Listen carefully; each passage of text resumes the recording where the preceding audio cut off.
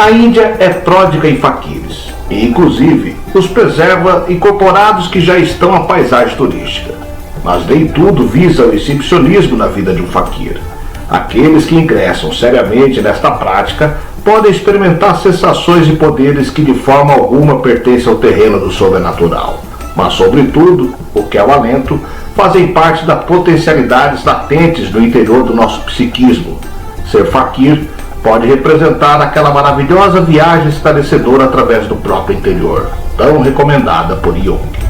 As proezas dos faquires são relatos exagerados e estranhos, embora nelas existem fatos fundamentais que ocorrem verdadeiramente e que de forma alguma são sobrenaturais, estando de pleno acordo com leis naturais. Quando o faquir se espeta com agulhas ou se corta com vidro, se não se vale de uma hábil estratagema, então deve estar anestesiado. E se não é qualquer uma dessas hipóteses, ele resiste à dor pela força de vontade? Porque depois de tantos talhos e cortes, não fica sequer um sinal pelo corpo. Mas afinal, o que é um faquir? O que faz um faquir? Eu sou o Sidney Góes e você está no Placebo. Vem comigo, que no caminho eu te explico.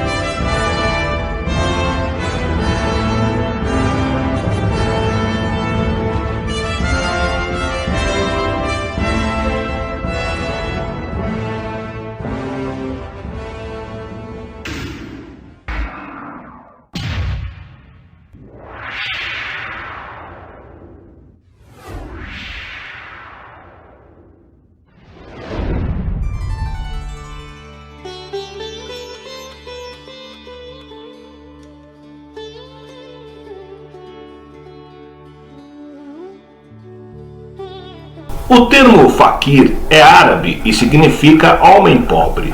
Eles surgiram originalmente na comunidade muçulmana Sufi. Esses místicos muçulmanos fazem um voto de pobreza para se sentirem mais perto de Deus. Eles estudam vários textos islâmicos e a literatura Sufi. Como parte de sua prática, os faquires passam por situações de privação física e outros testes físicos, como caminhar sobre brasas ou ser enterrado vivo. Alguns faquires também dançam, cantam e realizam performances que expressam a sua devoção religiosa. Em muitos lugares, um faquir é considerado uma pessoa santa que possui certos poderes sobrenaturais. Em outros lugares, eles vivem reclusos e passam a maior parte de seu tempo meditando. Ainda, em outras áreas do mundo, eles são apenas mendigos que vivem na rua e falam mensagens de vida para os transeuntes. Em algumas regiões, os faquires são um tema de controvérsia. Algumas pessoas os consideram místicos com poderes sagrados, enquanto outras sugerem que eles são simplesmente mágicos, que usam uma variedade de truques para enganar as pessoas. Independente se os faquires são mensageiros espirituais ou simplesmente mágicos, eles têm um ar de grande misticismo. Por esse motivo, muitas pessoas ficaram fascinadas por essa comunidade de homens místicos. Eles são bastante conhecidos por capacidades extraordinárias que chamam a atenção das pessoas, como dormir em uma cama de pregos. Há também os que dormem em uma cama com cacos de vidros. Mesmo após essas experiências, eles sempre continuam intactos, sem nenhum arranhão. Outros faquires andam sobre brasas sem sofrer qualquer danos nos pés. Apesar de raros, existem alguns faquires que participam de sessões de automutilação, como ser suspenso por ganchos presos nas costas. Ainda usam também outras pessoas para perfurar várias partes de seu corpo. Alguns faquires permitem que seus corpos sejam enterrados, mas deixando a cabeça acima do solo. Eles acreditam que o ato de ser enterrado vivo irá permitir alcançar o estado final da meditação, e eles conseguirão comungar com sua divindade pessoal. Alguns faquires são conhecidos por conseguirem sobreviver depois de meses enterrados sem se moverem. Em alguns lugares, Os faquires meditam nus ou vestidos com pouca roupa, geralmente com tangas. Suas roupas são feitas com trapos que eles encontram na rua. Eles acreditam que o fato de não se preocuparem com suas roupas e aparência ajuda a manter o seu espírito interior puro. Pelo mesmo motivo, eles recusam alimentos e água.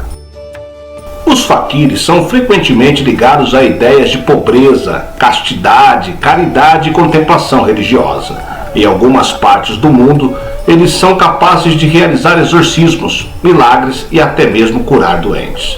Durante as suas longas horas de meditação, os faquires geralmente rejeitam os alimentos e nem mesmo bebem água para hidratar o corpo. Isso pode durar dias, semanas ou até meses, até chegar ao nível de meditação que desejam. Costuma-se dizer que durante esse ritual intenso, alguns faquires realmente levitam do chão e se mantêm no ar até que a sua meditação acabe. Há muitas razões para incorporar dificuldades físicas e desafios à prática religiosa. Muitas religiões têm uma tradição de atividades projetadas para aproximar as pessoas de Deus. Por isso, algumas tradições acreditam que proezas físicas são uma demonstração de santidade. Nessas tradições, as façanhas de um faquir são apontadas como uma prova de que Deus existe e que, ao realizar tais façanhas, um homem pode se tornar santo, comunicar-se diretamente com Deus e ser dotado com capacidade de fazer coisas de que outra forma seria extremamente doloroso, impossível ou simplesmente mortal, como deitar em uma cama de pregos.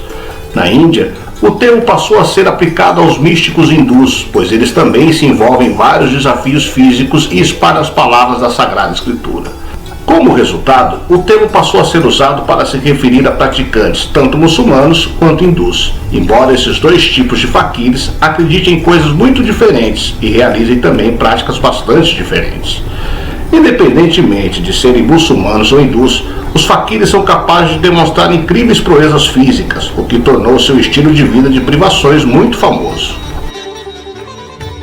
Os faquires mais famosos são os indianos. Alguns também são chamados de gurus e acredita-se que se trata de homens santos. Como tal, muitos são procurados para dar conselhos para os ricos e famosos. Críticos da tradição faquir demonstraram que muitos dos feitos realizados por eles poderiam ser feitos por qualquer um, basta um pouco de treino. Esses críticos acreditam que os faquires são uma grande farsa. O grupo chamado Associação Indiana Racionalista, o IRA, tenta há muito tempo desmascarar estes homens chamados de santos. Em 2001, o IRA se uniu ao Discovery Channel, um famoso canal americano especializado em documentários, para tentar desmascarar o mito do faquir. Membros do IRA viajaram por pequenos povoados na Índia e levaram atores que fingiram ser faquires. Usando técnicas comuns, esses impostores foram capazes de convencer um grande número de pessoas de que eram autênticos faquires. Eles realizaram alguns dos mesmos truques, como andar em vidro, o truque da corda indiana clássica e etc. O grupo continua até hoje tentando provar que estes homens chamados santos são uma grande farsa. Mas eles estão corretos? Ou são apenas céticos? Essa é uma pergunta para a qual nunca haverá um acordo de 100%. Sempre haverá os que acreditam e os que duvidam, assim como acontece com Deus.